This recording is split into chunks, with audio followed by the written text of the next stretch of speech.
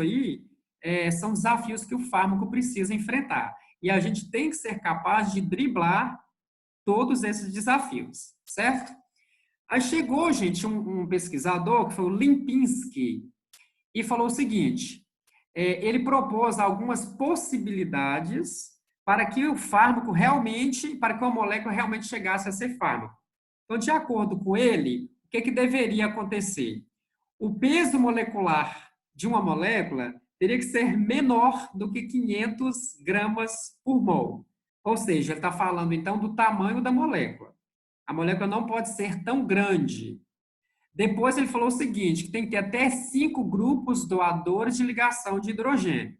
Ou seja, a molécula pode ter 5 hidroxilas, ou 5 aminas, ou 2 hidroxilas e 3 aminas. Se tivesse mais que isso, a molécula ficaria muito hidrofílica. Depois ele falou também que tem que ter até grupos receptores, 10 grupos receptores de ligação de hidrogênio. Aí, neste caso, ele não está falando mais de hidroxila ou de amina. Ele está falando de carbonilas. Porque como a carbonila não faz ligação de hidrogênio, ela é mais hidrofóbica. Então, a molécula pode ter até 10 grupos desses. E o log de P da molécula, grave isso aí, tá? Log de P menor do que 5. E aí eu falei um pouquinho do log de P numa videoaula, nós vamos falar dele agora daqui a pouquinho. O log de P tem que ser menor do que 5. Hoje, gente, aí eu pergunto para vocês, né? Eu comento, na verdade. Esse cientista, ele viveu há tantos anos atrás, ele não tinha tantos aparatos para analisar um composto, e ele já falou tudo isso aí. Na verdade, a que mais é plausível de todas é o log de P menor do que 5. Porque se nós formos observar que uma molécula tem que ter peso molecular menor do que 500, realmente, olha só, a atorvastatina não seria fármaco, porque o peso molecular dela são 558. Se fosse assim, a ciclosporina também não seria fármaco, porque o peso molecular dela são 1.202 gramas por mol. Se fosse assim, a vinorelbina também não seria fármaco, porque ela tem um log de P de 778,93 gramas por mol.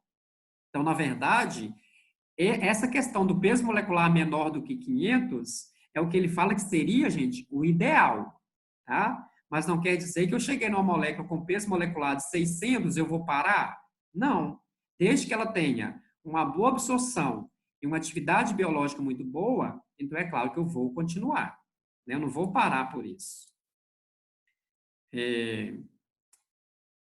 A Elisângela está perguntando, alguém tem áudio? Não tenho áudio.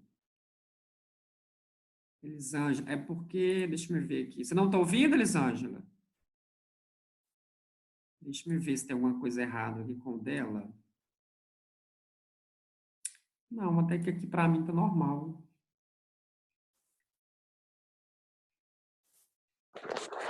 Elisângela, fala alguma coisa aí. Eu estou te ouvindo, agora você não está me ouvindo? Deixa eu colocar mute no dela. Verifica aí, Elisângela, se está tudo ok, porque eu consegui te ouvir. A Gleice pediu para repetir aqui os grupos doadores e grupos receptores. Então, vamos lá. A molécula tem que ter, então, até 10 grupos doadores de ligação de hidrogênio. O que são grupos doadores de ligação de hidrogênio? É o grupo FON com hidrogênio ligado a ele, ou seja, hidroxila NH. Então, a molécula pode ter até 5 grupos doadores de ligação de hidrogênio, certo? E o que são grupos aceptores? Aceptores é que aceita a ligação de hidrogênio. Então, são grupos carbonílicos, certo? Ou então, uma amina terciária. Então, grupos doadores são os que doam ligação de hidrogênio, OH, NH. Os grupos aceptores são os que aceitam, que geralmente são carbonilas, tá? Ou então, um oxigênio no meio de 2 carbonos. Por exemplo, um éter. Ele não tem hidrogênio com ele. Se o FON tiver hidrogênio com ele, ele é doador. Se ele não tiver, ele é aceptor, certo? Ok, então, beleza. Então, olha só, para que a gente pensa em tudo aquilo que o Limpinski falou, gente? Para otimizar as propriedades hidrofílicas e hidrofóbicas. Ludmila, me ajuda aí, tá? Vai cronometrando aí, eu não sei que horas que nós começamos, deve ter sido 9h30, né? Porque esse programa, ele é sem educação. Quando chega 9h40, ele desliga na cara da gente. Então, ajuda aí, tá? Na hora que estiver próximo do tempo aí, você vai me ajudando. Então, para que a gente pensa, gente, numa molécula? Para que o Limpinski propôs isso aqui, na verdade? Para otimizar as propriedades hidrofílicas e hidrofóbicas. Porque essa é a barreira que o fármaco precisa de encarar. O que seria essa barreira? A barreira seria o seguinte: o fármaco tem que permear a membrana biológica. Repare que ela a maior parte dela é hidrofóbica. Por isso que o fármaco não pode ser hidrofílico demais. Se ele for hidrofílico, ele não permeia essa parte da membrana. Se ele for hidrofóbico demais, ele vai chegar até aqui e não vai passar. Ele vai ficar retido na membrana. Tá? Caso ele fique retido, ele não vai passar, ou seja, ele não vai ter atividade biológica. A Elisângela ainda continua sem áudio. Será o que está acontecendo no áudio dela, hein? Deixa eu mandar uma mensagem aqui para ela para ver.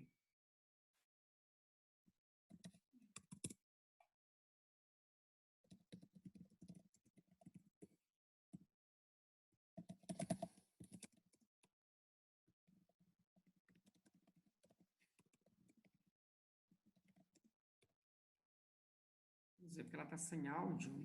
Para mim aqui até que está normal. Na situação dela está normal.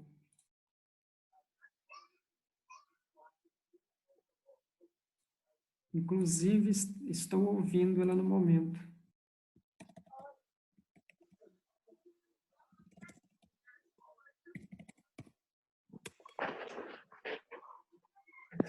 Ativar.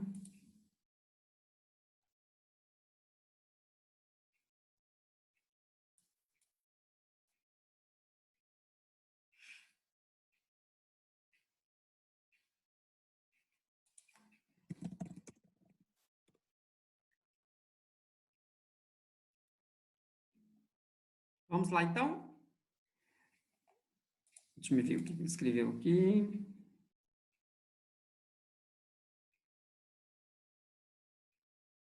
Pode ser isso mesmo, o aparelho que está desligado. Muito bem.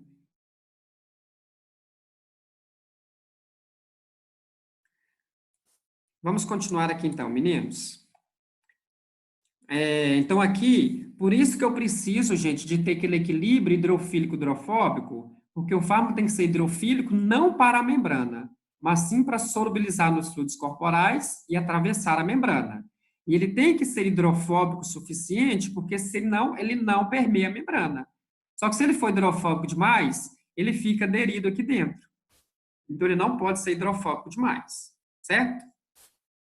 Olha só, aqui é uma atividade rapidinho para a gente fazer, em que eu mostro aqui, ó, concentração plasmática da penicilina V potássica, cálcica e ácida após administração por via oral. Primeiro, você se lembra lá da química geral, da química orgânica, esse final de potássica, cálcica. Então, quando eu tenho esse final potássico, cálcico, cloridrato, fosfato, sulfeto, permanganato, todas essas terminações quer dizer que a substância é um sal. E o que que a substância vem a ser um sal? O que que ela tem? Carga. Ela tem carga positiva e carga negativa. E nós temos também a penicilina ácida. A penicilina ácida, ela não está ionizada. Então, ela não tem carga. Repare, então, esse slide aqui. Ó.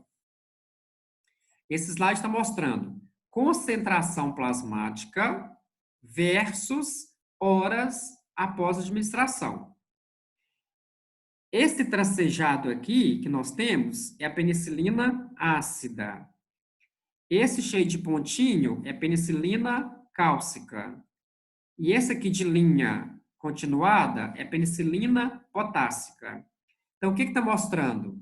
Está mostrando que a penicilina potássica tem melhor absorção do que as outras duas. Conseguiram entender isso aí? A penicilina cálcica tem uma concentração plasmática intermediária. Já a penicilina ácida, ela tem uma concentração plasmática menor de todos.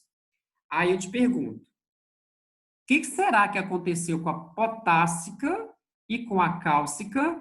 Se ambas são sais, se ambas têm carga, por que elas não estão na mesma altura? Por que ela não tem a mesma absorção?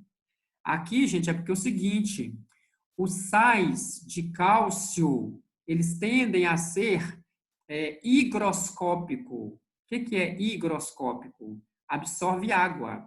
Então, quando ele absorve água, ele fica mais hidrofóbico. Uai, professor, como assim mais hidrofóbico? Preste atenção, não falei para vocês, quando a substância chega no intestino, ela não tem que ser solubilizada? O que é solubilizar? Interagir com a água do intestino, certo? Se ela já tem água com ela, porque ela absorveu água, porque ela é higroscópica, ela não vai interagir, então, com a água do intestino. Logo, ela tende a ficar mais hidrofóbica. E se ela fica mais hidrofóbica, consequentemente, ela não tem boa solubilidade. Já a potássica, ela solubiliza com mais facilidade, então ela fica solúvel no meio biológico e ela consegue ser absorvida com melhor facilidade. Já a ácida, se a cálcica e a potássica, que já era sal, já tinha dificuldade, imagina a ácida que não tem carga. Então, ela era mais hidrofóbica ainda. Então, mostrando que se a substância for muito hidrofóbica, ela não vai ter boa absorção, consequentemente, a concentração plasmática é baixa. Por quê? Porque ela não solubiliza bem. Se ela não solubiliza bem, ela não consegue atravessar a membrana biológica. Certo? Tem um áudio de alguém ligado, então foi alguém que entrou depois, né? Ah, Elisângela voltou aí, ó. Acho que a Elisângela agora conseguiu. Entendido, gente? Agora, olha esse outro gráfico aqui. Esse outro gráfico aqui vai mostrar a concentração plasmática de fenacetina após administração oral de diferentes tamanhos de partículas. Então, olha só. Aqui eu tenho a concentração plasmática de todas elas, como, por exemplo, vamos pegar a primeira. Essa aqui tem um tamanho de micrômetro de 250. Ou seja, quando eu vou subindo, repare que eu estou diminuindo o tamanho de partícula, não é isso? E lembra que eu comentei que para que a substância tenha uma boa absorção, ela não tem que ter um tamanho considerado, ela não pode ser nem muito grande, né? Se ela for pequena demais, ela vai ser absorvida muito rápida. Se ela for grande demais, ela não vai ter boa absorção, porque ela não permeia pela membrana. Lembrando que a de 250, que é grande, absorve menos do que a de 150 a 180, que absorve menos do que a de 75. Então, quando as partículas são menores, a absorção é melhor, ou seja, a concentração plasmática aumenta. Então, é exatamente para mostrar que o tamanho da estrutura da molécula, o tamanho da molécula também influencia. Aí vocês vão perguntar assim, professor, e aquele lá de cima, o que é esse twin? Isso aqui, gente, na verdade, é a mesma formulação que estava aqui, é o mesmo tamanho de partícula, mas 0,1% de twin. O que é twin?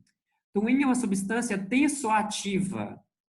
O que é substância tensoativa? Ela desestabiliza membranas biológicas. Quando ela desestabiliza, a molécula, então, pode ser permeada com mais facilidade.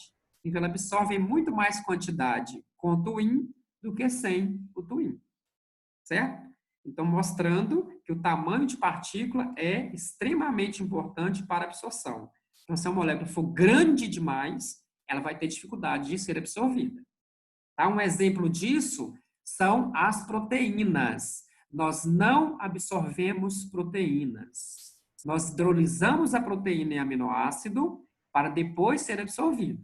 Porque proteína é muito grande. Nós temos proteína aí que contém mais de 100, 200, 300 aminoácidos. Então, isso aí não é permeável, isso não passa pela membrana biológica. Só depois que ela é, então, hidrolisada, é que ela passa pela membrana biológica. Certo? Aqui, então, para mostrar a importância da solubilidade, que inclusive, eu acho que eu já até usei esse slide aí numa videoaula, que é para mostrar o quê? Quais são os passos, né, que vão ser seguidos após a administração oral de um comprimido. Você fez o uso do comprimido por via oral, ele vai chegar até o estômago. O estômago, então, vai reduzir tamanho de partículas, que é isso aqui que a gente está vendo. Então, o comprimido, ele vai ser desintegrado. Cuidado com a palavra degradado, tá? Ele não foi degradado, ele foi desintegrado. Uma vez que ele é desintegrado, ele fica disperso no meio biológico. Para quê? O fármaco saiu daqui de dentro juntamente com esse recipientes. O fármaco disperso no meio biológico, ele pode então ser solubilizado. Uma vez que ele é solubilizado, ele pode, então, passar pela membrana biológica por meio de difusão passiva. Uma vez que ele passa pelas membranas biológicas, ele pode chegar, então, onde? Na corrente sanguínea. Uma vez que ele chegou na corrente sanguínea, aí sim ele está pronto para exercer a sua ação. Certo?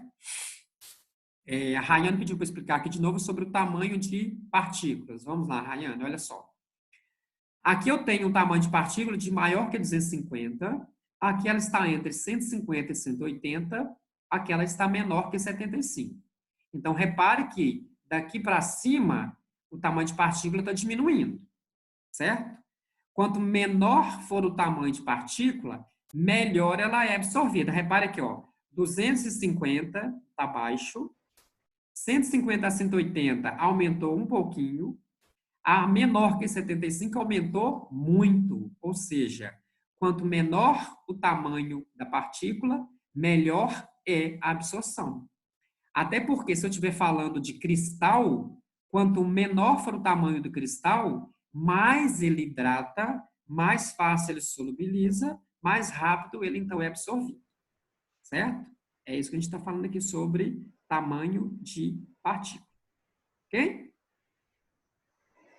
Aí, gente, a gente chega então no coeficiente de partição, que é o P. Acredito que eu já até tenha postado uma videoaula lá falando sobre isso. Quem viu é até interessante que a gente vai focar um pouco mais agora.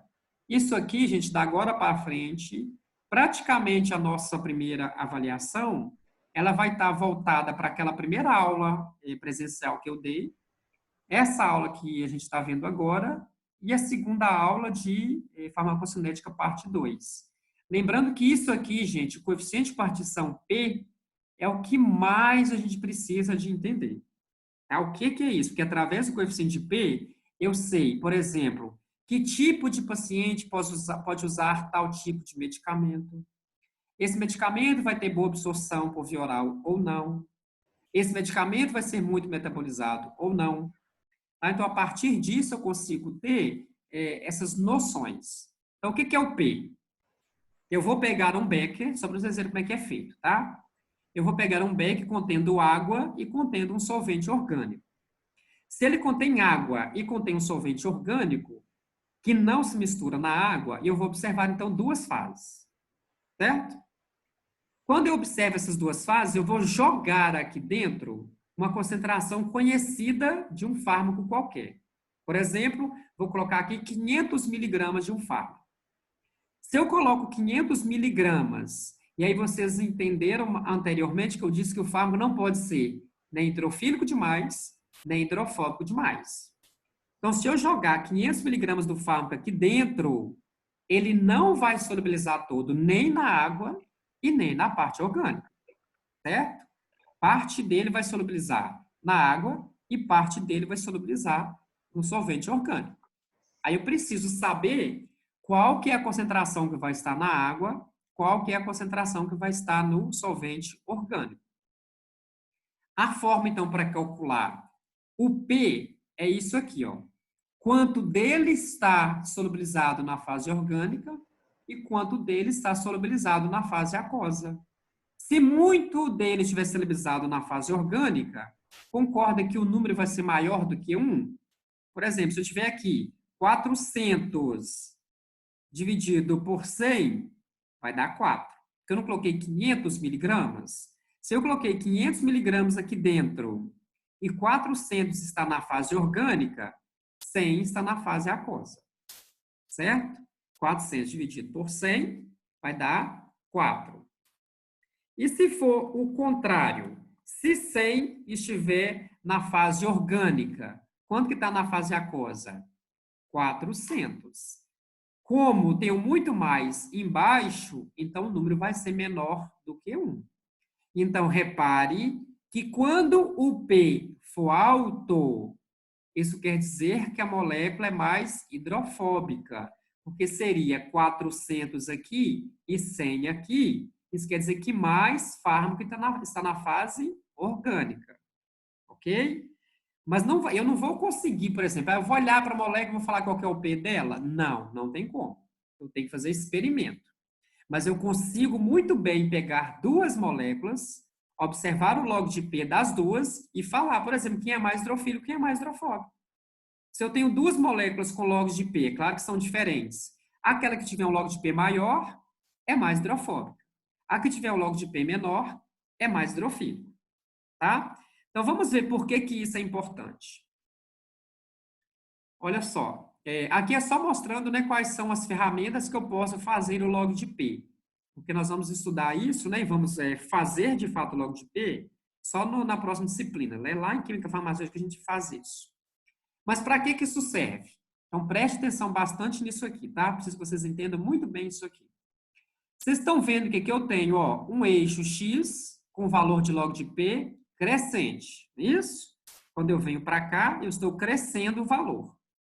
E aqui eu tenho o eixo Y de log de 1C. O que é isso aqui? Vocês podem até colocar aqui a palavra atividade biológica, é a mesma coisa. Então, aqui eu tenho log de P versus atividade biológica. E aí, repare que agora eu tenho uma curva preta aqui dentro, que ela cresce e depois ela diminui. Então, ela tem uma parte ascendente e uma parte descendente. Então, ela vai crescendo, crescendo, crescendo até chegar nessa linha vermelha. Depois, ela diminui até chegar próximo aqui novamente, embaixo, que seria o zero dessa linha aqui. Certo? Então, o que isso quer dizer? Log de P versus atividade biológica. Quando o log de P aumenta, a atividade também aumenta até um certo ponto. Então, essa aqui é só esse gráfico é só para mostrar para vocês que eu quero que vocês entendam isso. Que o log de P está aqui, a atividade biológica está aqui. E que essa curva subiu e depois desceu.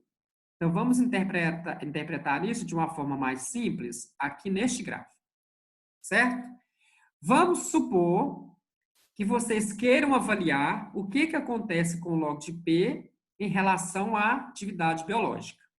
Então, eu escolhi um ponto A para vocês aí. Ó. Estão vendo esse ponto A? No ponto A, o log de P é aproximadamente 0,7. E a atividade biológica é aproximadamente 2,2. Entenderam isso? Então, eu escolhi o ponto A. Quando eu pontilho até a reta do log de P, eu acho o valor do log de P. Quando eu pontilho até a reta da atividade, eu acho a atividade. Então, no ponto A, o log de P é 0,7, a atividade é 2,2. Vamos escolher, então, um segundo ponto. Vamos escolher um ponto B. Ó, escolhi o ponto B. Está bem aqui, ó, quase chegou no topo. O ponto B, log de P é 1,8 e a atividade 4. O que aconteceu com o log de P de 0,7 a 1,8? Aumentou. Aumentou? Se o log de P aumentou, eu vou colocar aqui, inclusive, eu vou tirar o mute de vocês, eu quero que vocês falem comigo, tá? O log de P do 0,7 até 1,8 não aumentou? Aumentou. A atividade de 2,2 até 4 não aumentou? Aumentou. Então, eu não posso concluir aqui que aumentando o log de P, aumenta também a atividade? Sim. Não posso? Pode. Vamos para o ponto 3. Olha só, o ponto C. O log de P foi para 3,7. O que aconteceu com a atividade? Baixou. Abaixou. Então, eu não posso afirmar para sempre que aumentando o log de P, aumenta a atividade. Certo? Eu vou concluir, então, até rodízio de pessoas ideal. No mercado, tipo assim, entrava, vamos supor, 10 pessoas. E aí, o que aconteceu?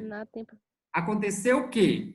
À medida, tirei o áudio de vocês, tá? Aconteceu que à medida que eu vou crescendo o log de P, eu vou crescendo a atividade. Só que existe um log de P ótimo. E isso, gente, já foi feito a análise e eles concluíram que o log de P ótimo é quanto? 2. O log de P ótimo sendo 2, eu vou ter, então, uma faixa do antes, uma faixa do depois. E olha que informação super importante agora, tá? Para que um fármaco tenha absorção por via oral, é necessário que ele tenha log de P entre 0 e 4. Então, se ele tiver log de P entre 0 e 4, ele vai ter absorção por via oral. Vou até escrever aqui, ó. Log de P entre 0 e 4 terá absorção por via oral. Certo? Então, para que o fármaco tenha absorção por via oral, ele tem que log de P de 0 a 4. Mas e como que eu vou interpretar isso? Agora eu vou colocar aqui o áudio de vocês, vamos ver se vocês entenderam, tá? Vamos ver se vocês entenderam isso mesmo. Aqui, gente, ó, como não tem, eu não tenho essa parte, a parte posterior. Onde eu tenho substâncias mais não que um só lá antes do B ou depois do B? Não entendi. Onde eu tenho moléculas mais hidrofílicas? Antes do B ou depois do B? Com certeza. Acho que é antes. Depois. Antes. Por quê? Log de P alto não é substância hidrofóbica? Log de P baixo não é substância hidrofílica? Fechando tudo. Não é? Peraí, não entendi não. Olha só. Log de P alto. É porque a Substância quantidade não é é maior. hidrofóbica? É. Log de P baixo. Substância não é hidrofílica? É. Então, aqui o log de P não está mais baixo do que aqui? Sim. Então, se o log de P aqui está caminhando para 0, as substâncias hidrofílicas estão desse lado da curva. Pois é. E as substâncias hidrofóbicas estão desse lado. Já falou uma semana. Ô, professor, esse daí vai cair na prova? Vai despencar. Vai melhorar, sim. Não tem, não precisa de assustar. Não, esse slide já está no AVA? Oi? Esse slide já está no AVA? Está no AVA. Eu vou colocar, inclusive, essa gravação também. Que ótimo. Então, olha só, gente. De 0 a 4, ela vai trabalhar. Tem boa absorção por via oral. Mas como a minha patroa fez uma cirurgia de catarata, o 2 ela estava lá desde é o quarta-feira. ideal. Aí ela já ficou lá. Ó, a Ludmila lembrou que 10 e 13, ela lá essa parte aqui, senão ele desliga na cara da gente. Ele é meio grosso. Tira o áudio, porque eu estou escutando só a cirurgia. A Né trabalha lá também. Tá, já tirei o áudio. Olha só. Na primeira parte do gráfico aqui, antes do 2, se está antes de 2 caminhando para 0, é a parte das substâncias hidrofílicas. Acima de 2, já é a parte das substâncias hidrofóbicas.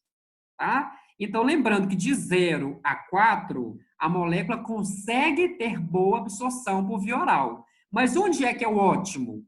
2. Então, se um log de P estiver próximo de 2, a substância tem um log de P ótimo. Ela tem um log de P ideal. E aí, lembra que eu falei com vocês lá no início da aula que a digoxina, ela tem uma absorção muito boa? Gente, o log de P da digoxina é 1,9. 1,90. Então, ela está muito próximo de 2, né?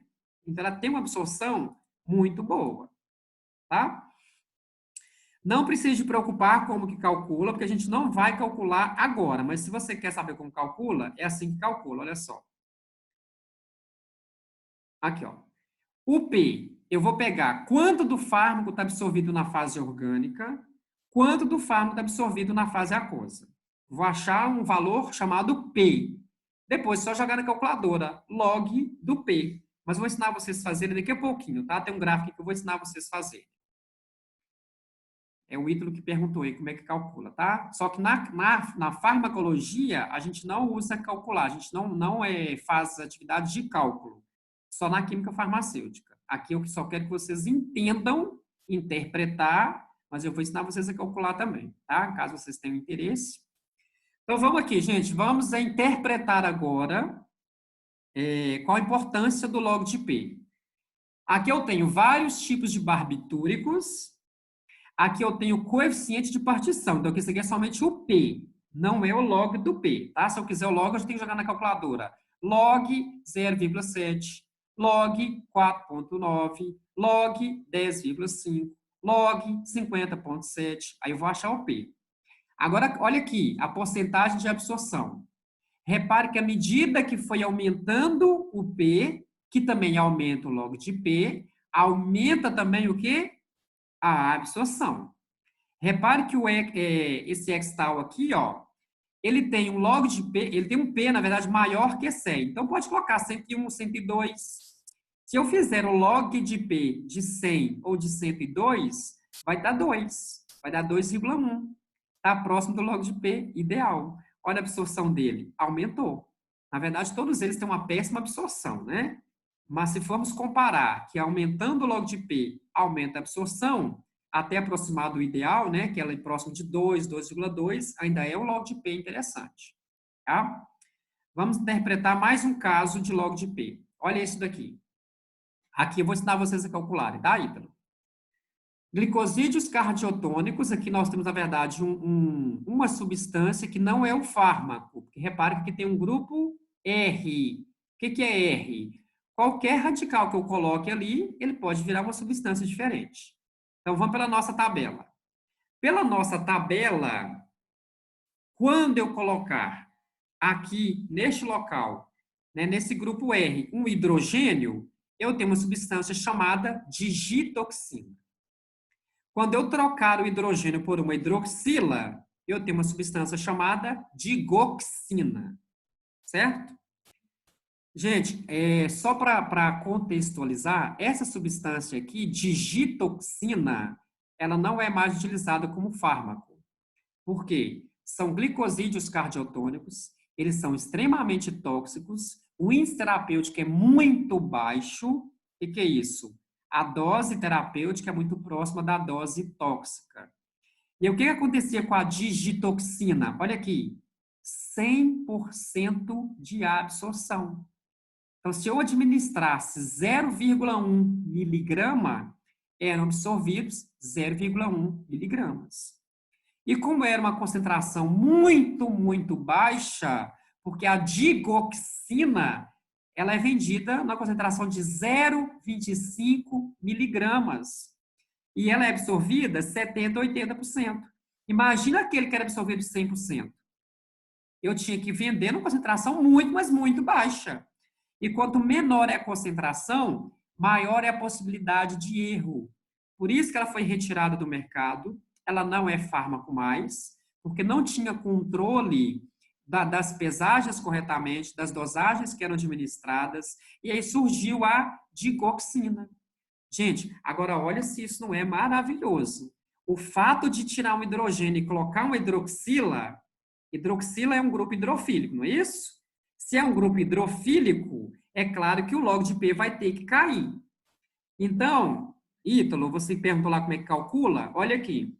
Quando fizeram o P da molécula, que era fase orgânica sobre fase aquosa, acharam 96,5.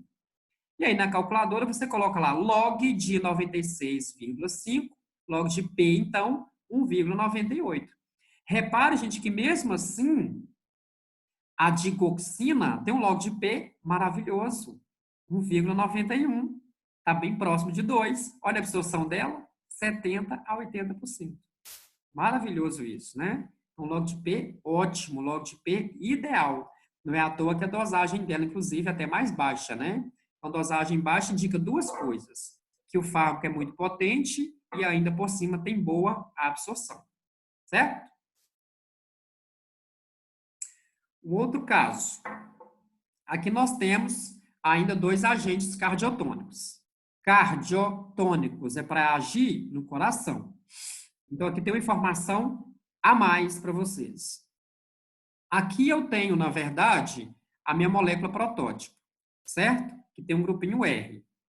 Aqui eu tenho 2 substâncias que são fármacos. Repare que o grupo R, ora eu tenho um S-OCH3, ora eu tenho um OCH3, certo? E isso vai me fazer diferença, ok?